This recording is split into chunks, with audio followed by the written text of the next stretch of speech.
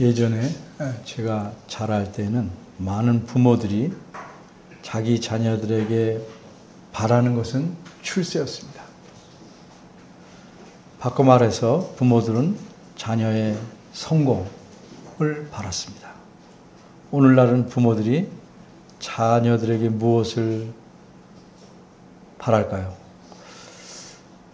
잘 모르겠지만 아마 표현은 달라져도 그 내용은 예전의 부모들과 비슷할 것입니다. 그러면 우리 아버지이신 하나님께서는 자녀들인 우리에게 무엇을 바라고 원하실까? 오늘 본문 3절에서 힌트를 얻을 수 있습니다. 3절 끝부분 말씀은 사랑이 없으면 내게 아무 유익이 없느니라, 이 말씀입니다. 이 말씀에 비춰보면 하나님께서는 우리가 유익한 사람이 되기를 바라십니다. 교회에 유익하고 사회에 유익하고 나라에, 세상에 유익한, 자신에게도 유익한 사람이 되기를 원하십니다. 그러면 하나님 보시기에 또 하나님께서 바라시고 원하시는 유익한 사람은 어떤 사람일까? 오늘 본문과 연관해서 말하자면 유익한 사람은 한마디로 모든 일과 행동을 사랑으로 행하는 사람입니다. 따라서 오늘 본문을 세 가지로 살펴보려고 합니다. 첫째, 이 본문이 어째서 여기에 있는가? 둘째, 사랑이 없으면 어떻게 되는가? 셋째, 그럼 도대체 사랑이 무엇인가? 첫째입니다. 본문이 어째서 여기에 있는가?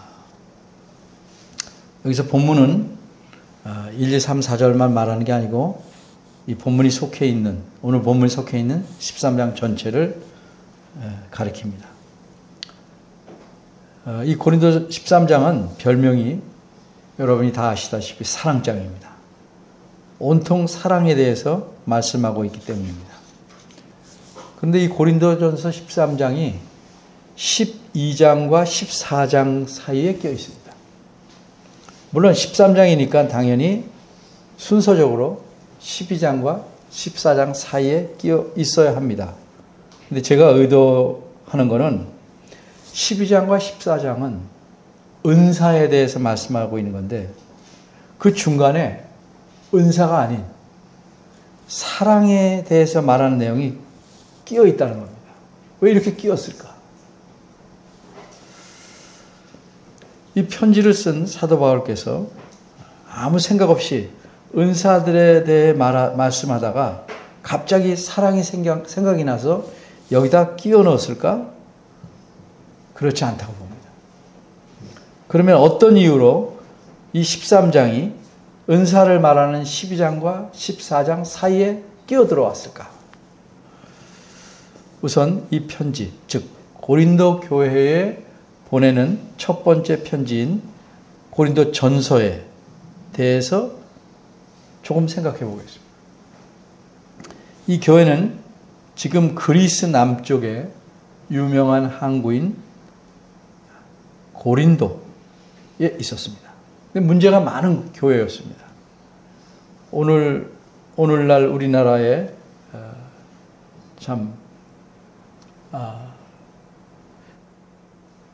좀 나빠지고 있는 교회들에서 볼 수 있는 그런 많은 문제들을 갖고 있었습니다. 그런데 이 고린도 교회의 특이한 것은 이 고린도 교회 교인들은 영적인 면에서까지도 심하게 욕심을 부리고 있었다는 사실입니다. 교인들은 사람들에게 돋보일 만한 은사들을 가지려고 눈에 불을 켜고 있었습니다. 그래서 사도 바울께서는 고린도전서 12장부터 하나님께서 은혜로 교회에 주신 선물, 그게 은사입니다. 그 은사에 관해 설명하기 시작한 것입니다. 전체는 볼 수 없고 고린도전서 12장 28절부터 보겠습니다. 하나님이 교회 중에 며칠 세우셨으니 첫째는 사도요, 둘째는 선지자요, 셋째는 교사요. 그 다음은 능력이요. 그 다음은 병 고치는 은사와 서로 돕는 것과 다스리는 것과 각종 방언을 하는 것이라. 이 말씀이 무슨 뜻입니까? 하나님께서는 자신의 깊으신 뜻대로 교회 안에 필요한 사람들을 세우고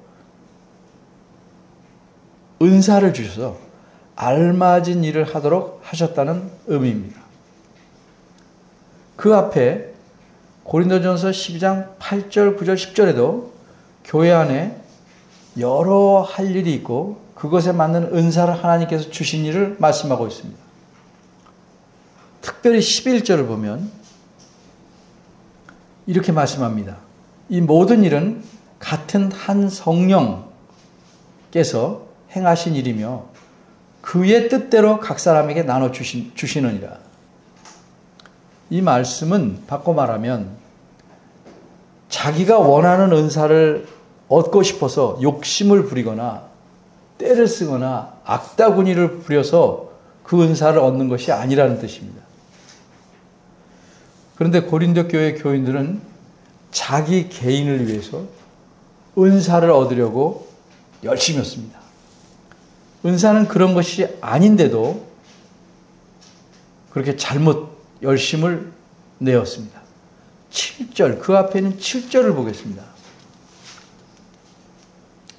각 사람에게 성령의 나타나심을 주심은 유익하게 하려 하심이라.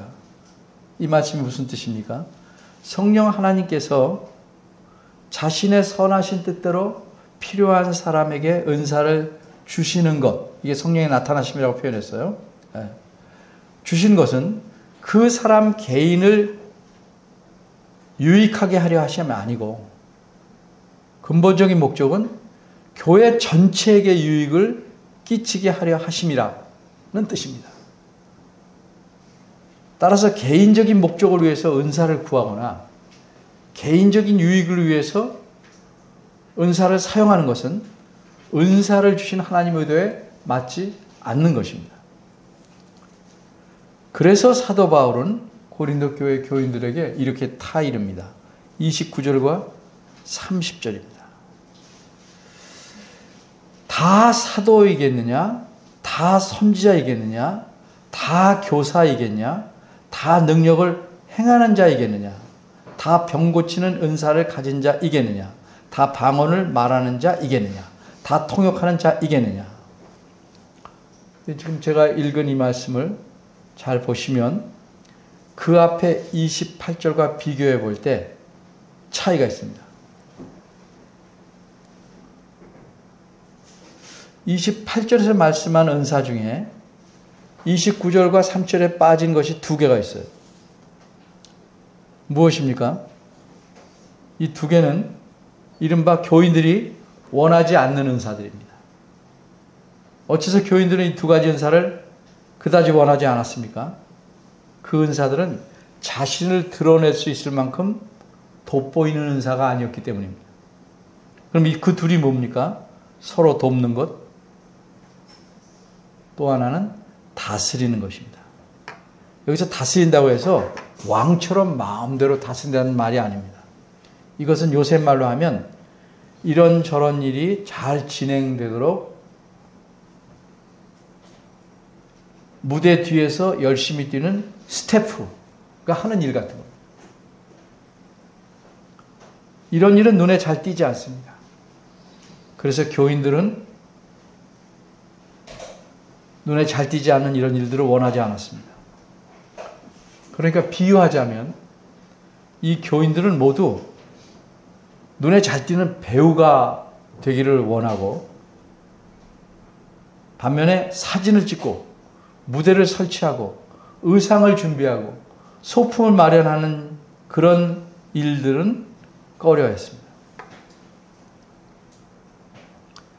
그래서 사도 바울은 이렇게 타이릅니다. 31절 상반절입니다.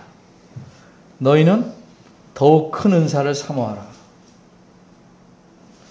이 말씀이 무슨 뜻일까요? 원어에 따라 풀이하면 이런 뜻입니다. 너희는 교회에 더 유익이 되는 중요한 은사들을 추구하라. 하는 의미입니다. 여기서 질문이 생길만 합니다. 은사들은 성령 하나님께서 자기의 기쁘신 뜻에 따라 주시는 것인데 사람이 추구하면 주실까? 하는 점입니다. 한마디로 딱 잘라 말하면 그렇다 라고 말할 수 있습니다. 성령 하나님께서 자기 뜻에 따라 주신다는 것이 언제나 강제적으로 그 사람의 뜻을 전혀 고려하지 않고 주신다는 게 아닙니다. 때로는 사람이 추구하면 주십니다. 어째서 그렇습니까? 성령 하나님께서 은사를 주시는 목적 때문입니다. 그 목적은 은사를 받은 사람이 교회 전체의 공동 유익을 위해서 사용하도록 하시려는 것이기 때문입니다. 그렇게 사람이 자신의 개인적인 욕심이나 유익을 위해서가 아니고 교회 전체의 공동 유익을 위해서 내 은사를 주시면 쓰겠다 하고 구하면 주시는 게 자연스럽고 성령님의 뜻에도 맞는 것입니다. 그래서 사도 바울은 12장 31절에서 그렇게 말씀한 것입니다. 그러면 어떻게 이 더욱 큰 은사를 추구하면 되겠는가? 이 질문에 대한 대답이 31절 하반절입니다. 12장 31절 하반절. 내가 또한 제일 좋은 길, 쉽게 말해서 제일 좋은 방법을 너에게 보이리라. 추구하면 은사를 얻을 수 있는 제일 좋은 방법을 알려주겠다는 뜻입니다. 그리고 이 말씀에 이어서 13장이 나옵니다. 따라서 그 제일 좋은 길, 제일 좋은 방법이라는 건 뭐예요? 사랑입니다. 이렇게 이해하는 게 과연 옳을까? 옳다는 것이 고린도전서 12장 31절과 13장이 지나서 14장 1절을 연관해 보면 드러납니다. 14장 1절을 보겠습니다. 뭐라고 말했습니까? 사랑을 따라 구하라. 제일 좋은 길을 보이리라 사랑을 이야기하고 14장 1절에서 뭐라고 그랬어요? 그러니까 사랑을 따라 구하라. 추구하라. 신령한 것들을 사모하되 특별히 예언을 하려고 하라. 이렇게 말씀한 겁니다. 이 말씀의 뜻을 좀 더 분명히 알기 위해서 원어대로 그 순서대로 말하면 14장 1절 앞부분은 사랑을 따라 구하라가 아니고 그 사랑을, 내가 지금 14장에서 말씀한 그 사랑을 급히 추구하라. 신령한 것들을 추구하라. 그러나 무엇보다도 더 너희가 예언할 수 있도록. 이게 원문의 뜻입니다. 이 말씀을 설명하겠습니다. 고린도전서 13장에서 말씀한 이 사랑을 추구하면 신령한 것들, 성령께서 주시는 선물인 은사, 그걸 신령한 것이라고 했어요. 성령께서 주시는 거니까 은사들을 얻을 수 있는데 그 중에서 특별히 예언할 수 있는 은사를 구하라는 뜻입니다.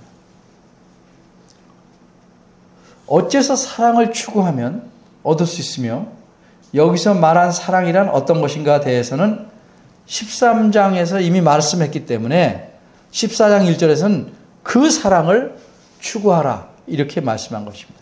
정리하면 사도 바울은 고린도 교회 교인들에게 자신의 이기적 욕심과 목적을 위해 은사를 얻으려 하지 말고 교회 전체의 유익을 위해 그리고 교인들을 사랑함으로써 은사를 얻기를 추구하라는 뜻입니다. 이런 흐름 속에서 13장 말씀이 나오게 된 것입니다. 두 번째입니다. 사랑이 없으면 어떻게 되는가? 그런데 이런 사랑, 지금 13장에서 말씀하는 사랑이 없으면 어떻게 됩니까? 13장은 크게 세 부분으로 나누어 생각할 수 있어요. 1절에서 3절, 4절에서 7절, 8절에서 13절입니다. 첫 부분 1절에서 3절은 사랑의 필요성에 대해 말씀합니다. 바꿔 말하면 사랑이 왜 필요한지를 말씀합니다. 둘째 부분인 4절에서 7절은 사랑이 무엇인지를 말씀합니다. 사랑의 정의에 대해서 말씀하죠. 이런 게 사랑이다 라고 말씀합니다. 셋째 부분인 8절에서 13절은 사랑이 왜 중요한지 그 중요성에 대해서 말씀합니다. 이제 본격적으로 오늘 본문을 생각해 보겠습니다. 제가 앞에서 세 가지를 생각해 보고 했는데 첫째는 말씀드렸죠. 어째서 본문이 여기 끼어 있는가. 두 번째, 사랑이 없으면 어떻게 되는가 생각해 보겠습니다. 1절에서 3절을 순서적으로 보겠습니다. 쭉 보시면 1절에서 3절에는 각 구절에 사랑이 없으면이라는 표현이 계속 나옵니다. 한 번씩 모두 3번 나옵니다. 사랑이 없으면, 사랑이 없으면, 사랑이 없으면. 1절부터 보겠습니다. 바울은 자신을 예로 들어서 말합니다. 내가 사람의 방언과 천사의 말을 할지라도 사랑이 없으면 나는 소리나는 구리와 울리는 꽹과리가 된다. 여기서 말하는 구리는 엄밀히 말하면 광물로서의 구리가 아니고 구리나 청동으로 만든 징 같은 것을 가리킵니다. 그 다음에 꽹과리는 오늘날 심벌주, 이렇게 창치는 심벌주와 같은 것입니다. 그 당시 고린도 사람들은 우상을 섬길 때 징과 심벌주 같은 것을 사용했다고 합니다. 그런데 징이나 심벌주 소리는 매우 커요. 매우 크고 귀에 울리는 그런 단음을 내는 겁니다. 짱 하고 어떤 멜로디를 연주해내는 게 아닙니다. 그런데 그것들을 계속 두들기만 하면 어떻게 되겠습니까? 듣는 사람들이 귀를 막을 만큼 괴로울 것입니다. 어떤 책을 보니까 이런 말이 있어요. 그 징과 심벌주는 마치 계속 지저대는 개의 소리처럼 듣기 괴로운 것이 될 것입니다. 방언이나 천사의 말을 은사로 주셨다 할지라도 그걸 사랑으로 방언하고 천사의 말을 하는 것이 아니라면 오히려 교회에 해가 되고 교인들에게 괴로운 것이 되고 말 거라는 뜻입니다. 2절입니다. 예언하는 일은 특별히 14장 1절에서 특별히 예언을 하려고 하라 라고 말할 만큼 교회에 또 교인들에게 가장 큰 유익을 주는 은사입니다. 근데 오늘날의 예언과는 좀 달라요. 그 당시 예언한다는 것은 아직 그 당시에 신약 성경이 없을 때이기 때문에 하나님 말씀과 뜻을 직접 받아서 교회에 전하는 것이에요. 그래서 매우 중요한 은사입니다. 오늘날 어떤 사람이 예언한다. 그것과 달라요. 오늘날 예언한다는 건 성격이 전혀 다른 겁니다. 오늘날 예언은 뭐예요? 성경처럼 하나님의 뜻을 전하는 계시가 아니에요. 고작해야 성경에 있는 뜻을 좀 더 드러내주는 건 가능할지 모르겠어요. 그러니까 오늘날은 여기 고린도서 14장에서 말하는 그런 예언, 13장에서 지금 예언하는 능이 있어. 이 예언과는 단어만 같지 전혀 다른 겁니다. 성경처럼 하나님의 뜻을 전하는 계시가 아니기 때문입니다. 그러나 그 당시의 예언이 성경처럼 하나님의 계시였다고 할지라도 그 계시를 사랑이 없이 전하면 어떻게 됩니까? 2절 끝에서 이렇게 말씀합니다. 내가 아무것도 아니다. 모든 비밀을 다 알 만큼 지식이 풍부하다고 해도 바꿔 말해서 성경을 꿰뚫고 교리에 정통해서 참으로 교인들에게 큰 유익을 줄 수 있는 은사가 있다고 해도 사랑이 없으면, 다시 말해서 사랑으로 그 은사를 사용하는 것이 아니라면 그 사람은 적어도 하나님 보시기에는 아무것도 아닙니다. 또한 산을 옮길 만한 대단한 믿음이 있을지라도 사랑이 없으면 그 사람은 하나님 보시기에는 존재가 없는 것입니다. 텅 빈 존재입니다. 껍데기입니다. 3절입니다. 여기에는 구제 그리고 몸을 불사르는 희생이 나옵니다.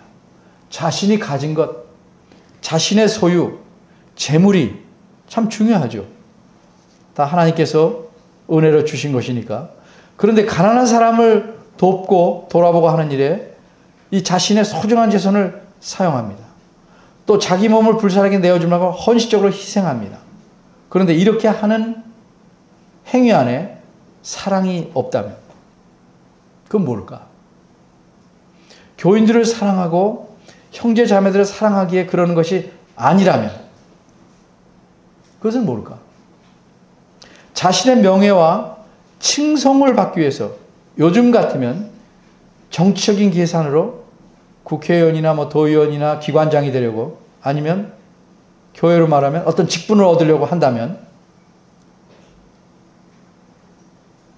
그건 의미가 없어요.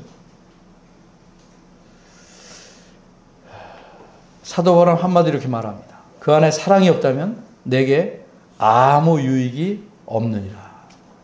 근데 이 말은 원어 뜻보다는 좀 의미가 약합니다. 원어대로 하면 이런 말이에요. 내가 아무것도 성취하지 못한다. 뜻입니다. 구제하고 대단한 희생을 하면 많은 사람에게 칭찬과 존경을 받을 수 있습니다. 인생을 성공적으로 산 것 같이 보입니다. 성공할 수 있습니다. 그런데 그의 인생은 하나님 보시기에는 한마디로 꽝입니다. 아무것도 이룬 것이 없기 때문입니다. 뭔가 성취한 것처럼 보여도 불로 태우면 다 타버릴 지푸라기와 같은 그런 겁니다. 어째서 그렇습니까? 사랑이 없이, 이웃사랑이 없이, 교회와 교우들을 사랑함이 없이 그런 일들을 행했기 때문입니다. 말보다 실천이 앞서서 모범적인 인생을 산 것 같아도 사랑이 없으면 그건 빈 껍데기입니다. 셋째, 그럼 도대체 여기서 말하는 사랑이 무엇인가? 우리는 사랑이란 말을 참 많이 씁니다. 여기서 말하는 사랑은 뭔가? 그게 없으면 사람의 존재도 없는 것 같고 인생 자체를 껍데기로 만든다는 그 사랑, 그건 도대체 무엇일까? 그 사랑은 어떤 것일까? 이 문제에 대해 생각해 보겠습니다. 4절을 보겠습니다. 앞에서 이미 문단을 나눌 때 말씀드린 것처럼 4절, 5절, 6절, 7절은 사랑이 무엇인지 그 본질에 대해 말씀합니다.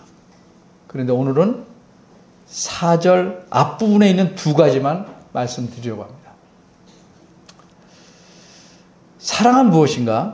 앞부분에서 이렇게 말하면 사랑은 오래 참고 온유하며 이렇게 말씀합니다. 오래 참고 온유하다. 이 말은 바꿔 말하면 사랑하는 사람은 오래 참고 온유해야 한다는 뜻입니다. 그럼 오래 참는 건 무엇일까? 무조건 길게 참는 것이 사랑은 아닙니다. 이를 악물고 두고 보자. 지금은 참지만 언젠가 네게 갚을 날이 있을 것이다. 지금은 내가 힘이 없어 꼼짝 못하지만 나중에는 꼭 복수하게 말겠다. 이런 식의 심정으로 오래 참는 것은 사랑이 아닙니다.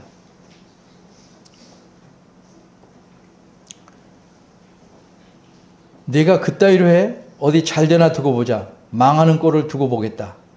또는 내가 네게 이렇게 했는데 내게 그 은혜를 갚는지 두고 보겠다 하는 마음으로 오래 참는 것 사랑 아닙니다. 사랑은 그 본질에 여러 가지 특성이 나오는데 어쨌든 이거 여러 가지가 본질이기 때문에 서로 부딪히거나 모순이 되지 않아야 합니다. 그렇게 이해해야 됩니다.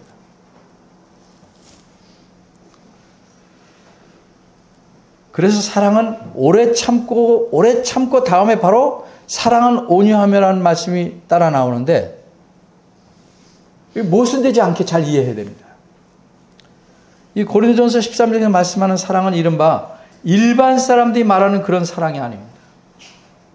내가 너 사랑했는데 나한테는 사랑을 조금 더 안 주네. 삐지는 사랑 아닙니다.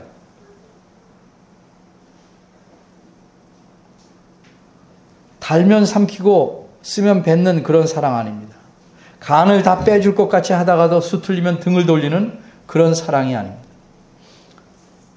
이 사랑은 하나님께서, 그리스도께서, 또 성령 하나님께서 우리 죄인들을 사랑하시는 그런 사랑입니다. 예수 그리스도께서 이 땅에서 모범을 보이신 그런 사랑입니다. 이런 사랑을 교회 성도들이 서로에게 베풀기를 하나님은 요구하십니다.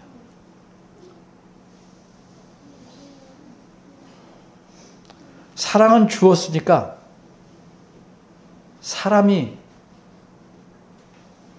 타락한 심성이 있어서 기대를 하게 됩니다. 기대 안 한다고 해도 섭섭하게 하면 속상합니다. 그건 자연스러우니까 어쩔 수 없죠. 그런데 사랑은 주었으니까 받아야 되는 건 아니다. 주는 것을 끝나야 된다. 사랑은 손익을 계산하는 것 아닙니다.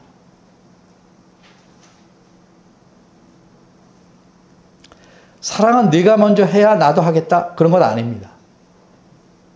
사랑을 베푸는데 굳이 순서가 있다면 먼저 하나님의 사랑을 받은 자가 먼저 베풀어야 합니다. 더 성숙한 자가 먼저 베풀어야 합니다. 그리고 계속 베풀어야 합니다.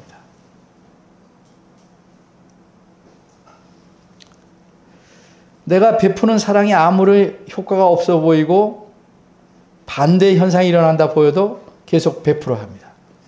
이것이 오래 참는 것입니다. 그리고 온유하다는 것은 단순히 부드럽다는 정도의 의미가 아니고 온유한 것은 계산하지 않고 계속 순수하고 선한 마음으로 상대방의 유익을 위해서 사랑을 베푸는 것을 온유하다고 말합니다. 사랑은 거친 것이 아닙니다. 분노하는 것이 아닙니다. 자, 오늘은 사랑의 본질에 대해서 두 가지만을 말씀드렸어요. 이렇게 듣고 보니까 내가 다른 교인을 과연 사랑한다고 자신 있게 말할 수 있겠습니까?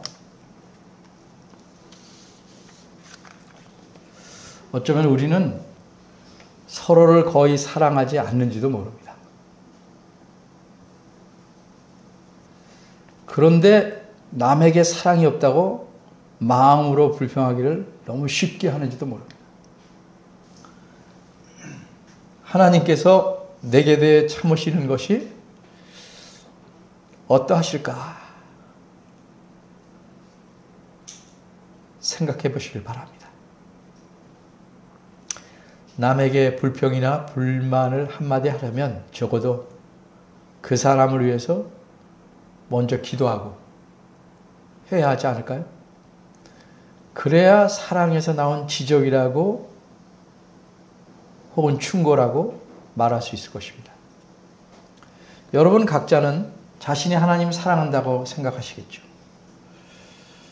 그런데 자기 눈에 보이는 앞뒤에 앉아있는 교인들에게 온유한 마음으로 오래 참는 사랑으로 대하지 않는다면 하나님을 사랑한다고 하는 것이 내 생각 속에만 머물고 있는 환상이 아닐까?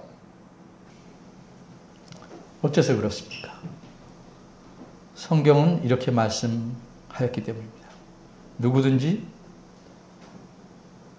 하나님을 사랑하노라 하고 그 형제를 미워하면 이는 거짓말하는 자니 보는 바 그 형제를 사랑치 아니하는 자가 보지 못하는 바 하나님을 사랑할 수 없느니라. 요한일서 4장 20절입니다. 하나님 우리에게 서로를 이렇게 사랑하기를 원하십니다. 오래 참고 온유한 마음으로 사랑하기를 원하십니다. 하나님을 사랑하는 마음으로 형제 자매들을 사랑하기를 명령하십니다. 그리고 하나님께서 그리스도를 통해서 보여준 사랑을 서로에게 나눠주기를 바라십니다. 우리 모두가 부족하지만 힘써 서로를 사랑함으로써 하나님 보시기에 진정으로 유익한 사람, 유익한 교회를 이루어갔으면 좋겠습니다. 기도하겠습니다.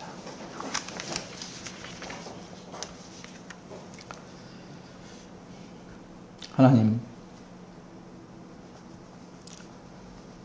변치 않고 끝까지 저희를 사랑하시는 하나님, 은혜를 감사합니다. 이 사랑에 대해서 말씀하면 저희는 할 말이 없을 뿐더러 쥐구멍에라도 숨고 싶을 심정입니다. 이런 부족하고 못나고 참 못된 저희들을 변함없이 끝까지 사랑해 주심을 감사합니다. 이 사랑을 받은 자들로서 하나님을 사랑함을 형제 자매들을 사랑함으로 나타내 보이기를 원하오니 저희를 긍휼히 여겨주시고 도와주시옵소서. 예수님의 이름으로 기도합니다. 아멘.